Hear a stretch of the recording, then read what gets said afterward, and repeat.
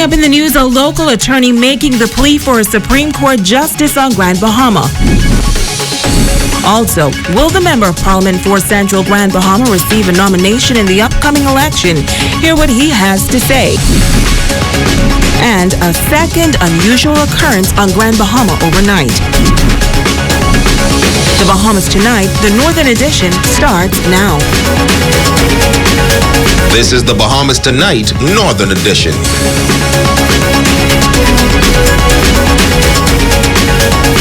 Good evening, Bahamas. I'm Shashina Wolf-Farquharson. As always, it is so great to have you with us. Topping news, attorneys on Grand Bahama say the operation of the Supreme Court has come to a halt, and for them, justice delayed is justice denied. They are calling for the appointment of a justice or two for this Northern Island. Megan Shepard has our top story.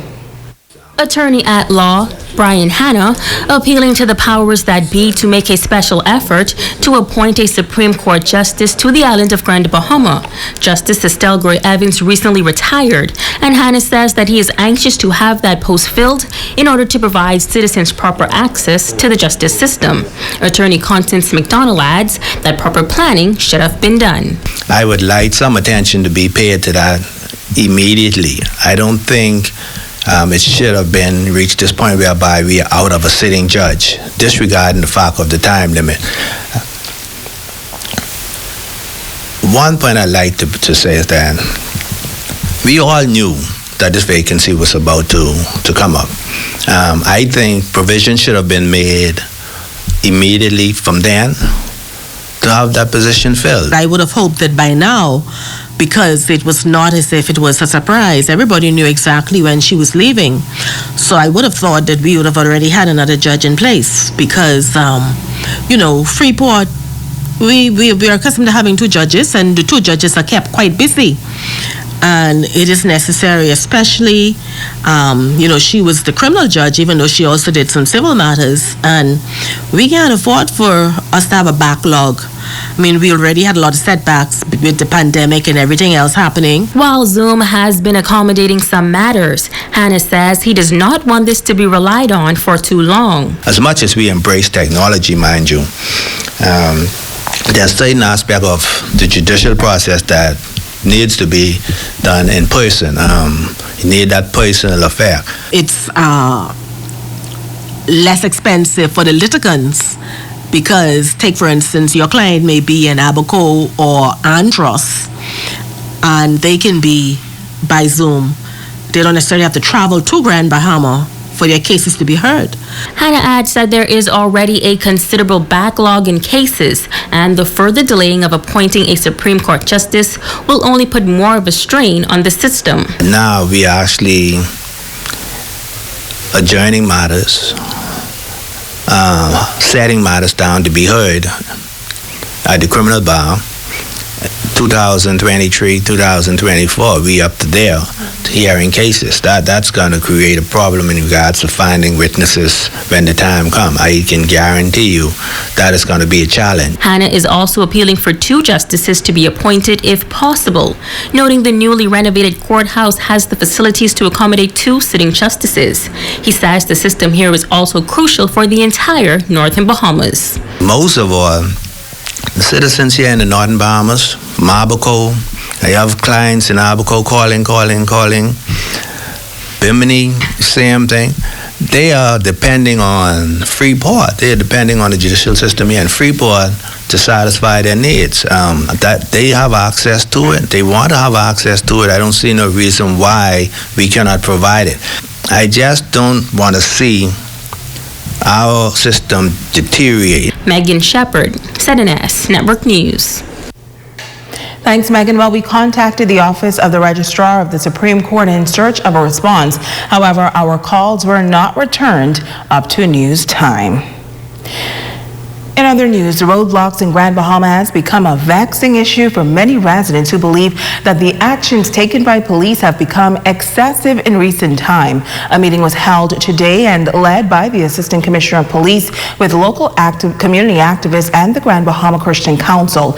Now, while the results of that meeting has not yet been made official or public, tonight the local chief counselor weighs in on why it was important for him to also join in this fight. Culmer says enough was simply enough as the roadblocks on Grand Bahama got to a point that was frustrating many law-abiding citizens on Grand Bahama.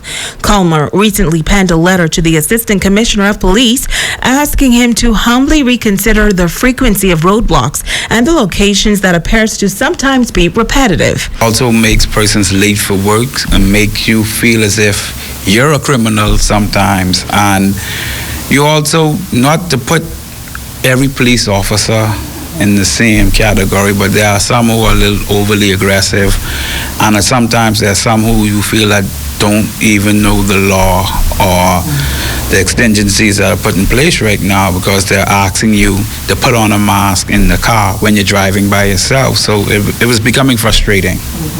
Culmer joins a long list of residents who have made their cries public, including community activist DeQuan Swain, Azure Quant, and the Grand Bahama Christian Council.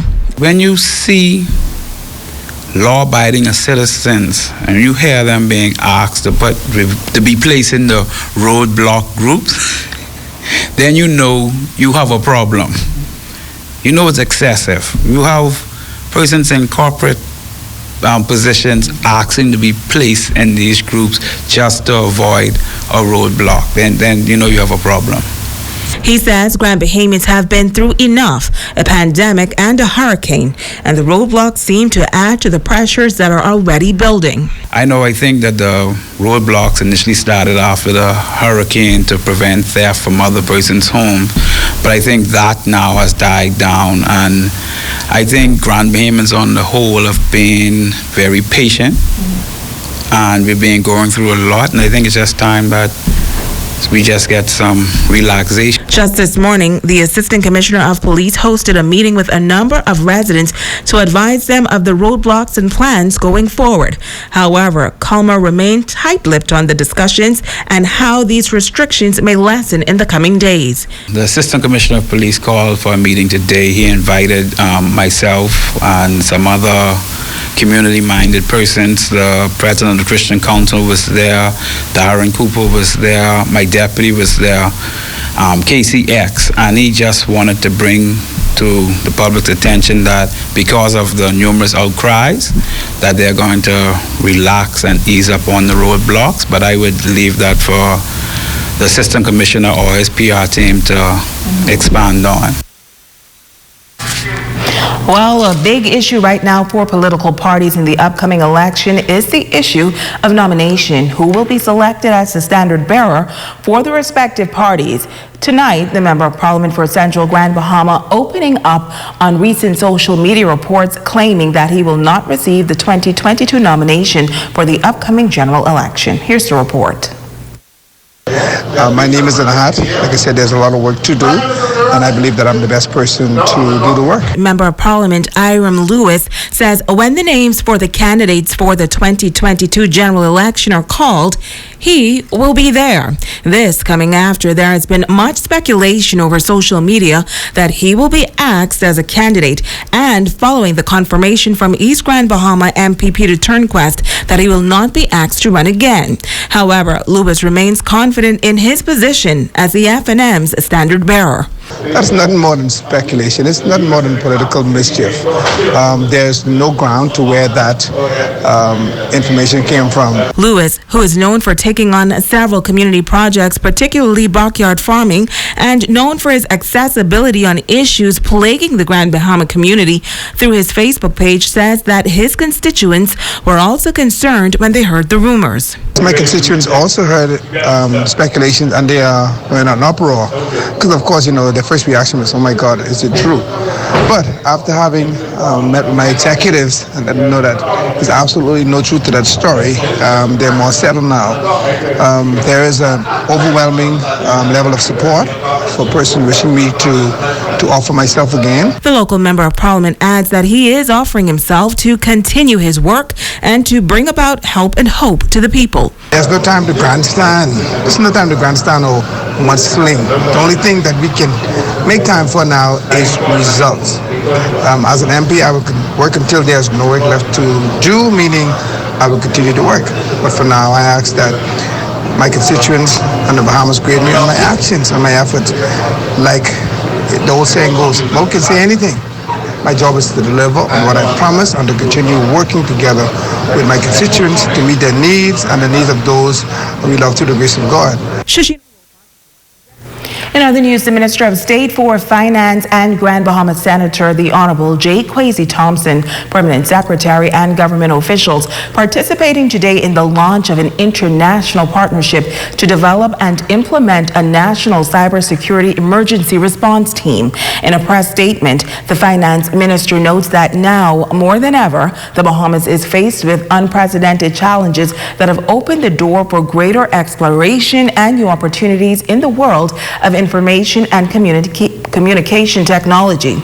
Now, officials say the Bahamas, through a loan facility from the Inter-American Bank, has embarked on a trailblazing initiative of digitizing some 200 government services over 5 years, including the application for birth, death, and marriage certificates, and the renewal of the driver's licenses, noting that in the coming weeks, the renewal of the e-passport will also be added, and they expect to add services every month to the platform.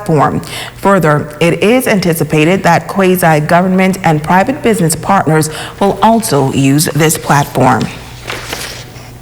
Well, a strange light in the sky sparking a bit of alarm among some residents of Grand Bahama last night. ZNS News has learned that the bright moving light was seen here on the island, also New Providence, Bimini, Turks and Caicos, and in Florida. It left many speculating as to what was going on and the possible source of the light. Well, no, it was not a UFO, but it was indeed a test launch of a Trident missile off the Florida coast. U.S. officials say a navigational warning was sent out prior to that launch.